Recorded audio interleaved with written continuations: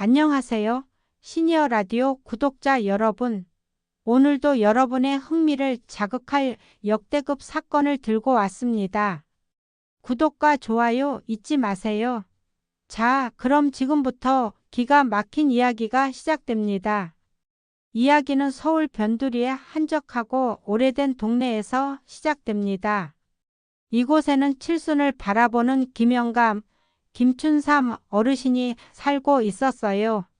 춘삼 어르신은 평생을 가구 공장에서 거친 나무를 다듬고 조립하며 억척같이 살아온 분입니다. 그의 손은 마치 수십 년 된 고목의 뿌리처럼 굵고 투박했으며 그 위에는 세월의 풍파와 삶의 고뇌가 고스란히 새겨져 있었죠. 비록 많이 배우지 못해 세상 물정에는 다소 어두웠지만 그는 누구보다 정직하고 성실했으며 무엇보다 가족을 향한 깊은 사랑과 헌신만큼은 그 어떤 부자도 따라올 수 없었습니다. 춘삼 어르신에게는 설아의 3남매가 있었어요. 큰아들 김상태는 최첨단 기술을 다루는 잘 나가는 IT 회사의 핵심 팀장으로 늘 바쁜 해외 출장과 회의에 시달렸습니다. 둘째 딸 김은주는 강남의 유명 아파트 단지에서 알아주는 베테랑 부동산 중개인으로 고급 매물을 다루며 화려한 삶을 살고 있었습니다. 그리고 막내 아들 김민수는 젊은 층에게 큰 인기를 끄는 프랜차이즈 음식점을 여러 개 운영하며 사업 수완을 뽐내고 있었죠. 겉으로 보기엔 남 부러울 것 없는 그야말로 완벽하게 성공한 자식들을 둔 화목한 가정이었습니다. 하지만 춘삼 어르신은 성공한 자식들을 보면서도 왠지 모를 서운함과 마음, 한구석을 채울 수 없는 공허함을 늘 품고 살았습니다. 명절이 다가오면 그 풍성하고 넉넉해야 할 명절은 춘삼 어르신에게 늘 고통의 시간이었습니다. 자식들은 한결같이 바쁘다는 핑계를 대며 찾아오지 않았어요. 처음에는 정말 다들 먹고 사느라 바쁜가 보다 젊은 사람들이 오죽하면 이럴까 하고 애써 이해하고 스스로를 위로했지만 매년 한치의 오차도 없이 반복되는 상황에 춘삼 어르신의 마음은 점점 더 단단하게 굳어갔습니다. 명절은 이제 그에게 가족의 따뜻한 온기 대신 냉정한 현실의 쓸쓸함과 차가운 공허함만 안겨주는 잔인한 날이 되어버렸죠. 그럼에도 불구하고 춘삼 어르신은 단 한 번도 자식들에게 서운하다는 말이나 불평 한마디를 해본 적이 없었습니다. 올해도 어김없이 민족 최대의 명절 추석이 다가왔습니다. 춘삼 어르신은 낡은 전화기를 들고 한참을 망설였습니다. 그의 손가락은 자식들의 전화번호 위에서 한참을 머뭇거렸죠. 결국 큰아들 상태에게 전화를 걸었습니다. 상태야, 올해 추석에는 혹시나 해서 묻는 건데 내려올 수 있겠니? 떨리는 목소리로 겨우 물어보는 아버지에게 상태는 기다렸다는 듯이 대뜸 이렇게 말했습니다. 아이고 아버지, 죄송해요. 정말 죄송한데요. 이번 추석엔 저희 팀이 맡은 프로젝트가 너무 중요하고 급하게 처리해야 해서요. 밤샘 작업도 불사해야 할 판이에요. 도저히 지방까지 내려갈 시간을 낼 수가 없네요. 은주랑 민수한테 미리 연락해서 아버지 좀 찾아뵈라고 할게요. 상태의 목소리에는 미안함보다는 바쁜 자신을 알아달라는 듯한 짜증과 자기 합리화가 묻어나는 것 같았습니다. 둘째 딸 은주에게 전화하자 상황은 놀랍도록 비슷했습니다. 아니, 오히려 더했습니다. 아버지, 저 어떡하면 좋아요? 이번에 진짜 역대급으로 좋은 매물이 강남에 나왔지 뭐예요. 제가 이 기회를 잡아야 하는데 손님 놓치면 저 평생 후회할 것 같아요. 추석 연휴 내내 사무실에 나가서 손님들 만나봐야 해요. 상태 오빠랑 민수한테 내려가라고 제가 확실히 얘기해 둘게요. 은주는 마치 자신이 얼마나 중요한 사람인지를 자랑이라도 하듯 통화 내내 자신의 성공과 바쁨을 늘어놓았습니다. 마지막으로 막내 민수에게 전화했을 때도 그의 반응은 예상대로였습니다. 아버지 정말 죄송해요. 추석 대목이라 주문이 말 그대로 폭주해서 제가 없으면 매장 운영이 안 될 지경이에요. 주방장한테 맡기자니 영 불안해서요. 제가 직접 다 관리해야 해요. 형이랑 누나한테 내려가라고 제가 신신당부해 놓을게요. 결국 올해 추석에도 춘삼 어르신은 홀로 외롭게 명절을 보내게 되었습니다. 자식들의 한결같은 바쁘다는 핑계, 그리고 서로에게 책임을 전가하며 자신만 빠져나가려는 이기적인 모습에 춘삼 어르신의 마음은 한없이 무너져 내렸습니다. 내가 대체 무엇을 잘못 키웠나? 내가 뭘 그리 부족했기에 자식들이 이렇게 변했나? 자식들이 떠나고 난 후 마치 폭풍이 휩쓸고 간 듯 텅 비어버린 집에서 춘삼 어르신은 깊은 한숨을 쉬었습니다. 그의 메마른 눈에는 쓸쓸함과 함께 이제는 더 이상 물러설 수 없다는 듯한 알 수 없는 결심의 빛이 스쳐 지나갔습니다. 그리고 바로 그때 춘삼 어르신은 우연히 TV에서 방영되는 한 시사 프로그램을 보게 되었습니다. 바로 고령화 시대 은퇴 자산 관리의 중요성에 대한 내용이었죠. 그의 머릿속에 번뜩이는 마치 전구가 켜진 듯한 기발한 아이디어가 스쳐 지나갔습니다. 자식들을 향한 역대급 참교육이 이제 막 시작될 조짐을 보였습니다. 며칠 뒤 춘삼 어르신은 평생 단 한 번도 찾아가 보지 않았던 읍내 은행으로 향했습니다. 평생을 허리띠 졸라매고 한 푼 두 푼 아껴가며 모아온 돈이 생각보다 제법 되었지만 자식들에게는 단 한 번도 그 사실을 말한 적이 없었습니다. 그는 그 돈을 마치 비밀 보따리처럼 숨겨두고 있었죠. 은행 창고 직원은 춘삼 어르신의 예상치 못한 거액 예금에 눈이 휘둥그레졌습니다. 직원은 놀라움을 감추지 못하고 어르신을 응대했죠. 춘삼 어르신은 그 돈을 모두 인출하여 주식과 펀드에 투자하기 시작했습니다. 평생을 절약하며 검소하게 살아온 그였기에 투자에 있어서도 무모함보다는 신중함과 철저한 조사를 우선시했습니다. 그는 밤낮으로 경제 뉴스를 챙겨보고 도서관에서 관련 서적을 탐독하며 주식 공부에 매진했습니다.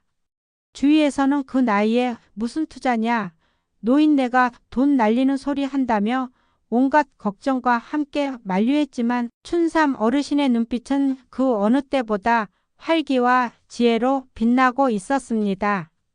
자식들에게 더 이상 휘둘리지 않고 스스로의 남은 삶을 주체적으로 개척하겠다는 강한 의지가 그의 눈빛에서 고스란히 느껴졌습니다. 그러던 어느 날 춘삼 어르신은 읍내 복지관에서 지역 주민들을 대상으로 열린 시니어 재테크 강좌에 참석했습니다. 그곳에서 그는 뜻밖의 인물을 만나게 됩니다. 바로 김은정 여사였죠. 은정 여사는 세련된 옷차림과 우아한 미소 그리고 지적인 분위기를 풍기는 누가 봐도 보통 사람이 아닌 범상치 않은 인물이었습니다. 은퇴 후에도 끊임없이 자기 개발을 하고 다양한 사회 활동에 참여하는 그녀의 적극적인 모습에서 춘삼 어르신은 깊은 감명과 함께 묘한 호기심을 느끼게 됩니다. 두 사람은 강좌를 들으며 자연스럽게 대화를 나누게 되었고 곧 재테크라는 공통 관심사로 급속도로 친분을 쌓아갔습니다. 춘삼 어르신은 은정 여사의 날카로운 분석과 현명한 조언을 들으며 투자에 대한 시야를 더욱 넓혔고, 은정 여사는 춘삼 어르신의 성실함과 진솔한 지혜에 감탄했습니다. 두 사람의 관계는 단순한 동료나 친구를 넘어선 묘하고 따뜻한 감정의 교류로 발전하기 시작했습니다. 마치 어른들을 위한 한 편의 아침 드라마처럼 은밀하고도 아름다운 로맨스가 싹트기 시작한 것이죠. 그들의 만남은 춘삼 어르신의 삶에 새로운 활력과 기쁨을 불어넣어 주었습니다. 1년 후 춘삼 어르신은 몰라보게 달라져 있었습니다.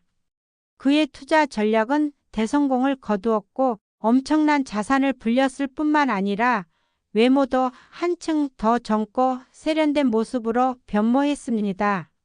그의 눈에는 더 이상 과거의 쓸쓸함이나 체념은 찾아볼 수 없었고, 대신 자신감과 활기 그리고 새로운 삶에 대한 기대감이 가득했습니다.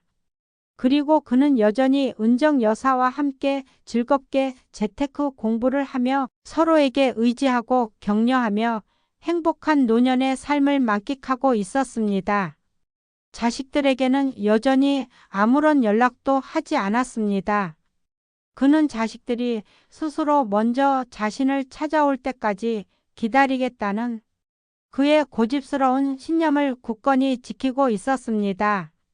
하지만 시간이 흐르자 자식들은 서서히 불안해하기 시작했습니다. 아무리 바빠도 부모님한테 연락 한 번 안 하는 건 너무한 거 아닌가? 결국 참다 못한 큰아들 상태가 먼저 아버지에게 조심스럽게 연락을 해왔습니다. 요즘 어떻게 지내세요? 왜 전화도 안 하세요? 무슨 일 있으신 건 아니고요? 춘삼 어르신은 아무렇지도 않은 듯 오히려 한 수 위라는 듯 여유롭게 대답했습니다. 응? 내가 요즘 좀 바빠서 전화를 못했다. 너희들도 다들 바쁘다며. 상태의 얼굴에는 당황한 기색이 역력했습니다. 그는 아버지의 달라진 모습과 말투에 뭔가 묘한 위화감과 함께 의아함을 느꼈습니다. 그는 곧바로 다른 형제들에게 연락해 아버지의 근황을 물었지만 누구도 아버지의 진짜 변모한 모습을 알지 못했습니다. 자식들은 서로의 눈치를 보며 불안한 기색을 감추지 못했습니다.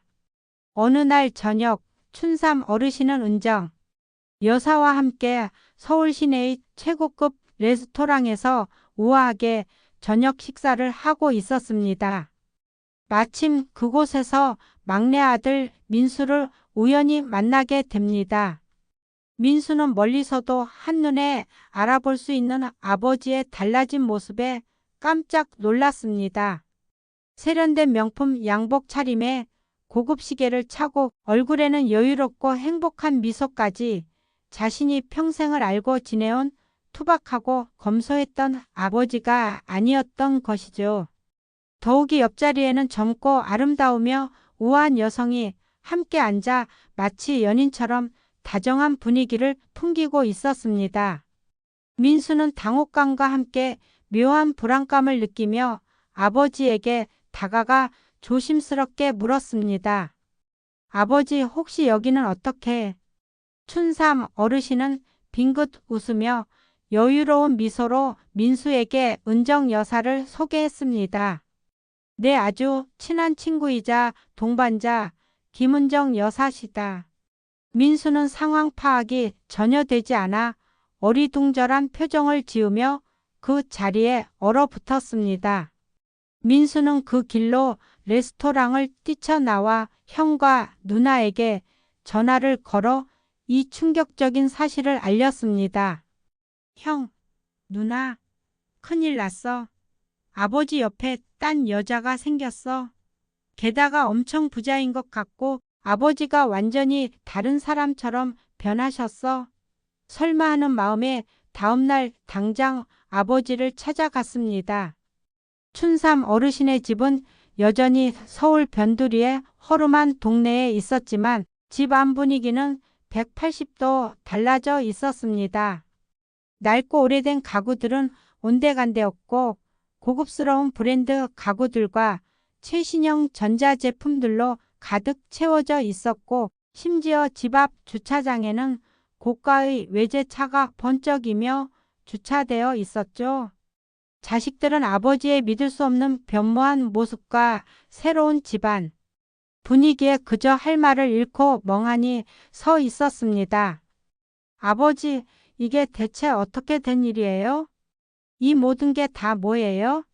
상태가 떨리는 목소리로, 아니 거의 절규하듯 물었습니다. 춘삼 어르신은 여전히 여유롭고 자신감 넘치는 미소를 지으며 대답했습니다. 응? 내가 요즘 투자를 좀 했더니 돈이 좀 많이 불었단다. 소소하게 용돈벌이나 하려고 했는데 생각보다 잘 됐지 뭐냐. 자식들은 아버지의 담담한 말에 엄청난 충격을 받았습니다. 그동안 늘 가난한 아버지, 돈 없는 아버지라고만 생각하며 자신들의 뒷전으로 미뤄두었던 아버지가 상상할 수도 없는 엄청난 부자가 되어 있었던 것이죠. 게다가 아버지의 옆에는 여전히 우아하고 기품 있는 은정 여사가 함께 앉아 있었습니다. 다음 날 자식들은 아버지의 엄청난 재산을 어떻게든 자신들의 것으로 만들 계획을 세우기 시작했습니다. 그들은 서로 머리를 맞대고 온갖 계략을 짜냈죠. 이제 아버지가 돈이 많다는 것을 알게 된 이상 그들은 더 이상 외면할 수 없었습니다. 그들은 아버지에게 잘 보이기 위해 온갖 노력을 다했습니다. 매일같이 아버지를 찾아와 살갑게 굴고 비싼 명품 선물 공세를 펼치며 아버지의 환심을 사려 했습니다. 마치 오래전부터 그랬던 것처럼, 아니 그보다 훨씬 더 뜨겁게 말이죠. 춘삼 어르신은 그런 자식들의 가식적인 모습을 씁쓸하게 바라보았습니다. 결국 돈 때문에 이러는구나. 내가 그동안 겪었던 외로움과 서러움은 다 잊은 건가. 어느 날 큰아들 상태가 아버지에게 찾아와 자신의 사업이 위기에 처했다며 마치 마지막 희망인 양 거액의 투자금을 요구했습니다. 아버지, 요즘 IT 사업이 워낙 빠르게 변해서요.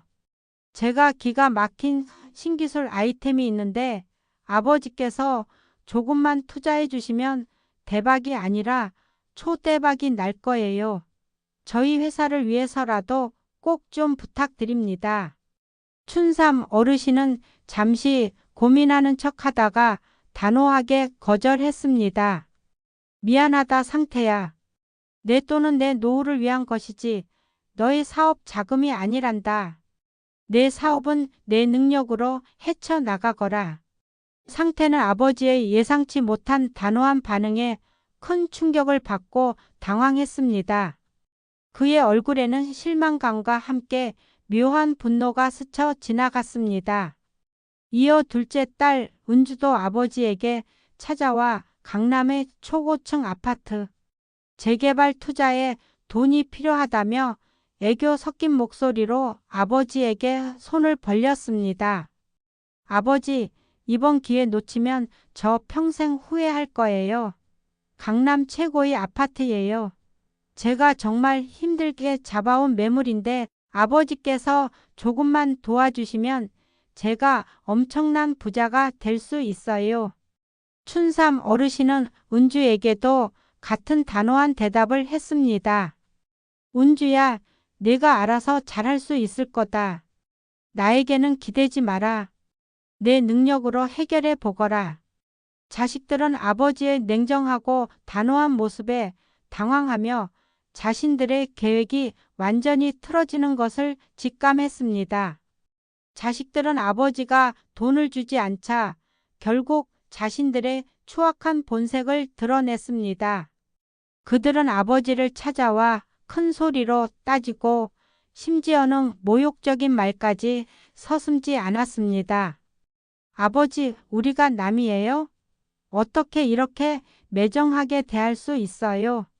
저희가 그동안 아버지한테 해드린 게 얼만데, 지금까지 우리가 아버지한테 해준 게 얼마나 많은데 이제 와서 이러실 수 있어요. 자식들은 자신들이 얼마나 아버지를 위해 희생했는지를 강조하며 춘삼 어르신을 심리적으로 압박했습니다. 하지만 춘삼 어르신은 싸늘하고 냉정한 목소리로 말했습니다. 너희들이 나한테 해준 게 뭐가 있니? 명절에도 바쁘다며 찾아오지도 않고 내 안부 한번 제대로 물어본 적이나 있니? 자식들은 아버지의 날카로운 질문과 싸늘한 말에 아무 대꾸도 하지 못하고 고개를 떨구었습니다. 내가 너희들에게 이 많은 돈을 그냥 줄 수는 없지만 너희들이 정말로 내 자식임을 진심으로 증명한다면 내 재산 전부를 단 한 푼도 남김없이 너희들에게 물려주겠다. 자식들은 아버지의 말에 귀가 번쩍 뜨였습니다. 그들은 여전히 아버지의 돈에 눈이 멀어 이 제안이 자신들에게 엄청나게 유리하다고 착각했습니다. 춘삼 어르신은 자식들에게 한 가지 시험을 내렸습니다. 너희들 각자 나에게 가장 소중하게 여기는 것이 무엇인지 찾아내어 오너라. 먼저 큰아들 상태가 아버지에게 찾아와 춘삼 어르신이 평생을 써온 낡고 오래된 연장 가방을 조심스럽게 내밀었습니다. 아버지, 아버지가 평생을 이것들과 함께 하셨잖아요. 이걸로 저희를 먹여 살리셨고요. 아버지가 가장 아끼시던 연장 아니었어요? 전 이게 아버지에게 가장 소중할 거라고 생각했어요.